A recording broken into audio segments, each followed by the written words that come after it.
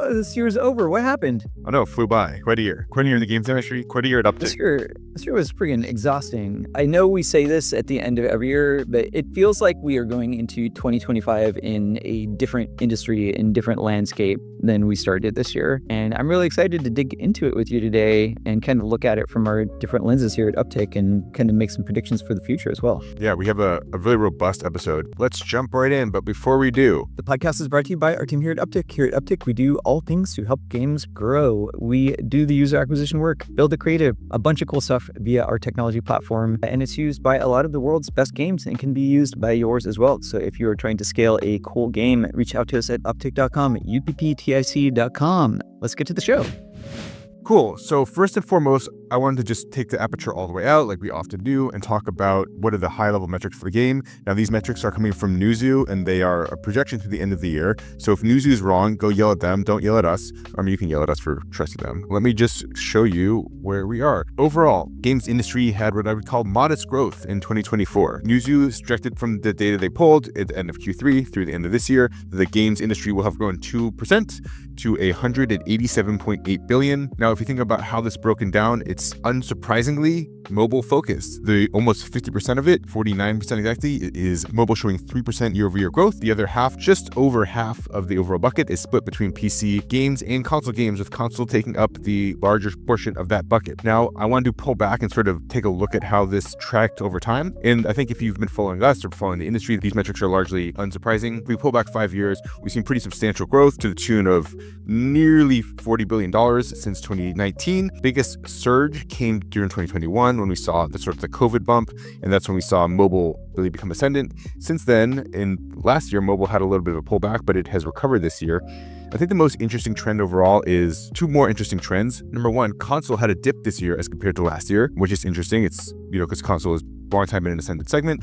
And then number two, but it is more cyclical. And then number two is PC continues to be this sort of slow and steady growing behemoth, which has grown over time. So Warren, that's sort of the high level. What are your thoughts and takeaways? Yeah, I mean, a few things jump out about this data. I mean, the first is just that it's kind of a stagnant period as far as like overall growth for the sector. For console, I mean, it jumps out that we are between console generations right now. And so we always expect that this will be a little more of a muted cycle.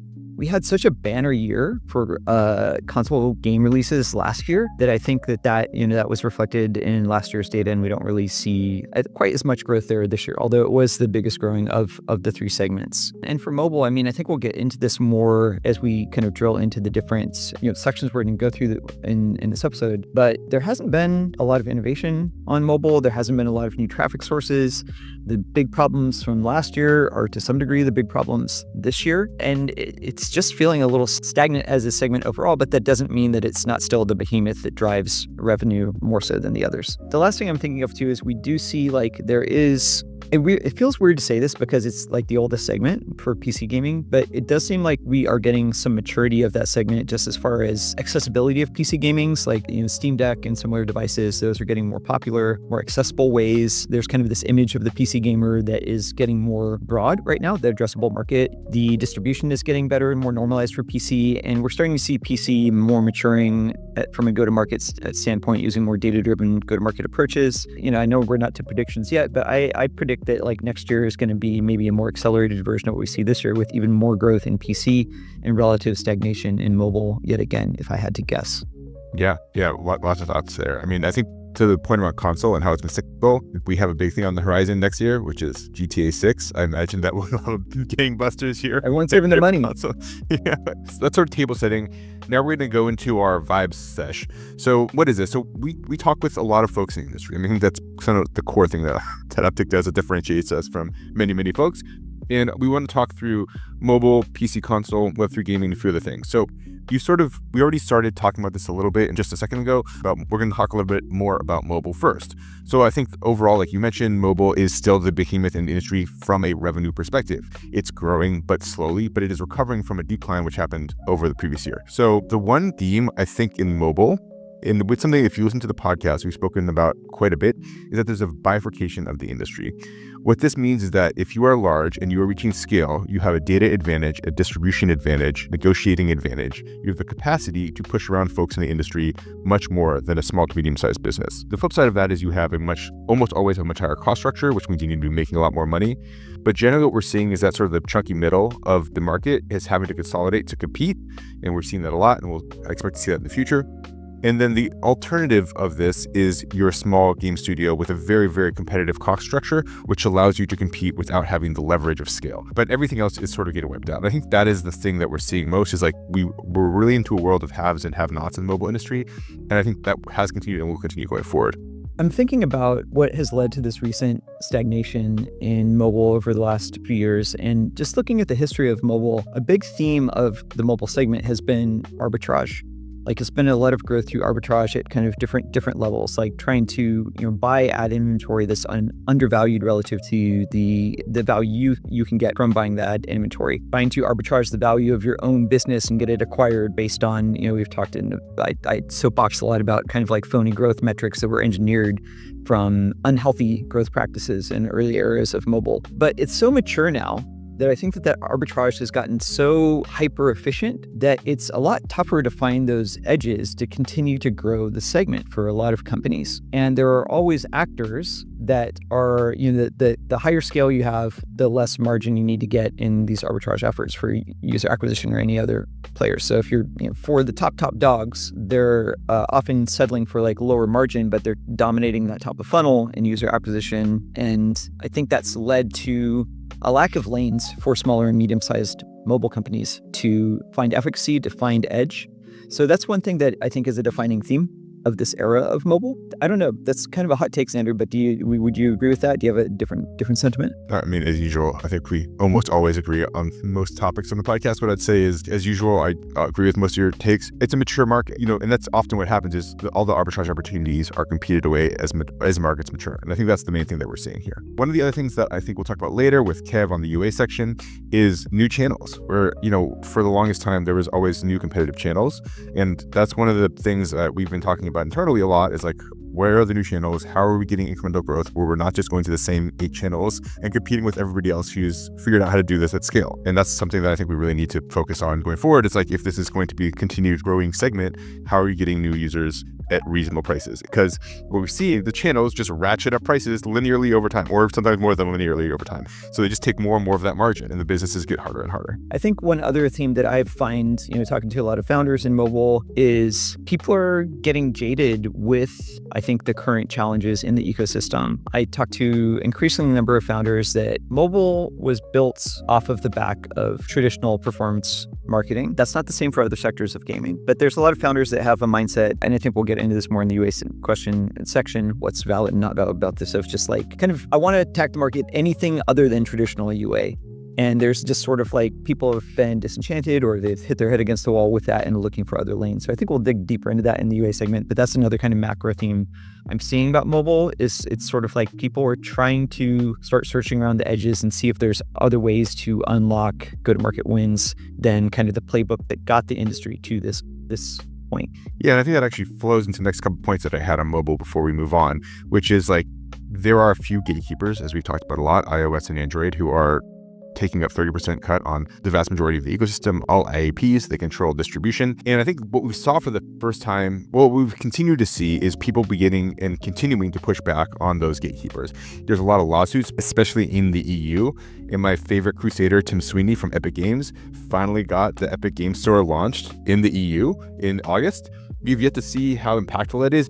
My understanding is not hugely impactful yet, but I mean, that in and of itself is a huge win for the ecosystem writ large, assuming that over time that becomes a meaningful distribution method. And then number two, one of the folks that we speak to a lot are folks at web stores, and there are several, I won't name any by name, but we have several partnerships with these folks, and more of the top grossing mobile games have web stores, which allow you to basically go do IAP purchases at preferable rates for their top users, which they're able to extract a ton of value out of. The rules around this change by region for Apple, but it's a place where people are like increasingly able to drive revenue, and it's really important for big game companies going forward. Yeah, and there's a lot of incentive to move your revenue through web source. Like you can lose some funnel efficiency when you're comparing it against the 30% revenue inefficiency you get by having every good purchases facilitated by Apple and Google. Let's talk a little bit about PC. PC, I think you mentioned, remains sort of a dominant ascendant force of PC gaming, and this is not at all biased by the fact that I spend all my money on PC gaming. You should see my Steam recap. It was pretty depressing.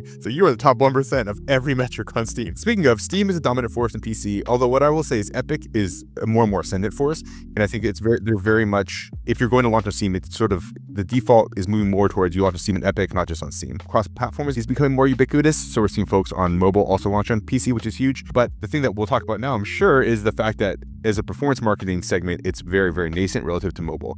And so there's a huge amount of opportunity in PC, both from a go-to-market perspective as well as, performance marketing as well as distribution platforms. So Warren, thoughts on PC? Yeah, and we'll kind of combine our thoughts with console here because a lot of it overlaps in methodology, and it's also getting more blurred together. Like one thing, for winter break, I'm really excited to dig into Path of Exile 2, and you can play early access via console, which is not something that you could do in like early in prior eras of PC games, or was not common. And so I think we're just seeing a lot more as consoles are more one-to-one with PCs for functionality. I think we see more blurring of that area. But yeah, PC games and console games have always come to market more like movies, more with like brand and hype style marketing rather than data-driven marketing. And that's still the case and still the default, but we talked about arbitrage and search for efficiency in mobile. We see that starting to become more of a goal in the PC marketing segment because it's very untapped there. So I think that'll be a theme that we see mature next year. And then I will say, while you're playing Path of Exiles 2, give Marvel Rivals a try, because holy, is that game fun. And cross-platform. Cool. Web3 gaming, uptick favorite hobby horse. My perspective is that it remains uncertain how impactful this technology will be on the industry. We recently sent some folks to the Game Awards, spelled with a 3 in Manila. They came back brimming with excitement. They talked about how many of the games are fun, how the lines for games were huge, and that it was more of a game event versus a Web3 Insiders industry event. Love to hear it. I think that we'll see what the sort of long-term impact is. I'm sure Warren will have takes here. Yeah, I mean, I would say the theme for Web3 gaming this year was kind of like quiet but meaningful progress. It is less quiet now because we're having another like crypto boom and mania that's settling in. But while people were not really paying as much attention to this segment, several notable things happened this year. Like for here at Uptick, we worked on our first million player plus Web3 game, which was Guild of Guardians, a mobile Web 2.5 game. So just having that become more normal, that there can be 1 million regular players into a quote unquote Web3 game,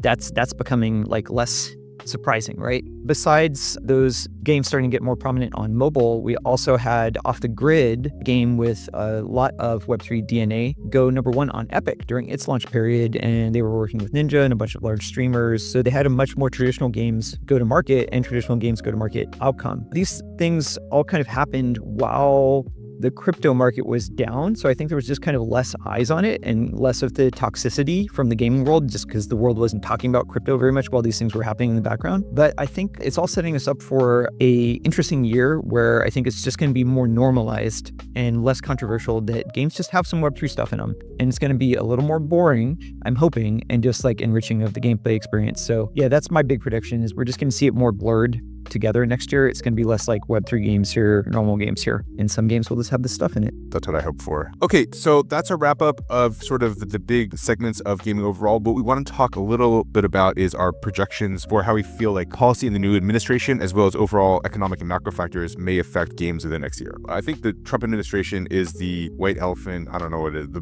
is.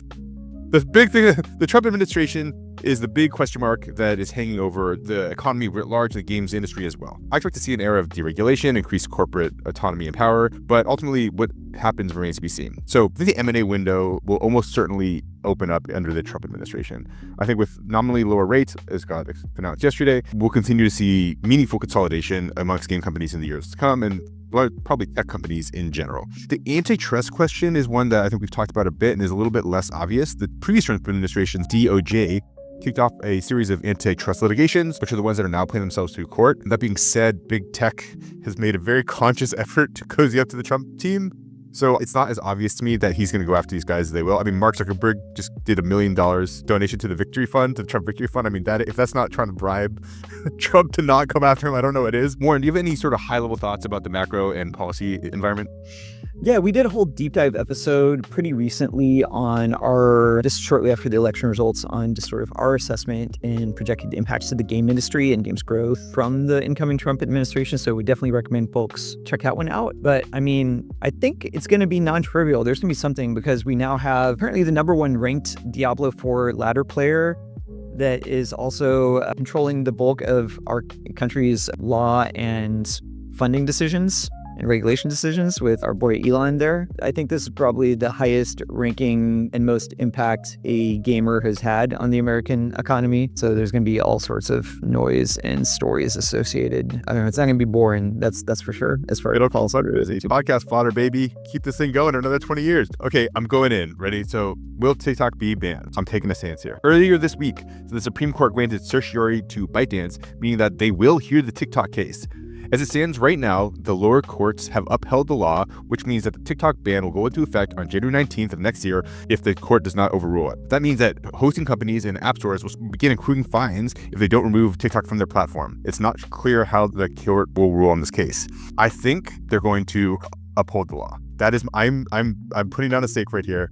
I have a lot of reasons for this. Some of them are sort of like political, so I think I'll dance around it. But what I'm saying is I actually think TikTok is going to get banned next year. Now, I could be completely wrong within days of this episode going live. I could be wrong, but I think that the court is going to uphold this. I think that the national security issue here is so significant. And if you look historically, courts have always given precedent to security over freedom of speech. And there's a clear path to divest this TikTok to maintain the free speech while addressing the security issue. I think the courts are going to ban it which means that, or they uphold the law, which means that it will be banned unless they divest it. So that is my hot take on what's happening with TikTok in the coming year. I do not see that happening. This has been the boy that cried wolf. I know it does look more real than ever before, but I can't help but notice that date of when it would take effect is shortly after, when the new administration. It's the day before the administration. The day before. Wow, that's very interesting timing. Excuse me. So it might be that there's like 1 day of fines. I think there's just too much money and incentive floating around to keep TikTok online in the US, and I am hard betting that this will not happen. I would love to go into a deeper discussion about this. I think it will veer very strongly into the political sphere, which we try to avoid on this. And so I'll dance around it. But what I'll say is, yeah, we'll see. I think the law and the courts are on my side, and I think at the end of the day, Trump cares a lot about national security, and I think they're going to read him in. So all that everyone else was read into, and I think they're going to pull. The beauty of it is it's in the hands of the court, and so we'll see. If any of this is interesting to you and you need some help scaling your game, you can reach us through our website. As we say, we do all the hard work to scale games. We can plug in, support your team, and we build really cool technology that helps make all of that easier and more efficient. So if that is helpful to you, reach us through our website. It's upptic.com, upptic.com. Talk soon.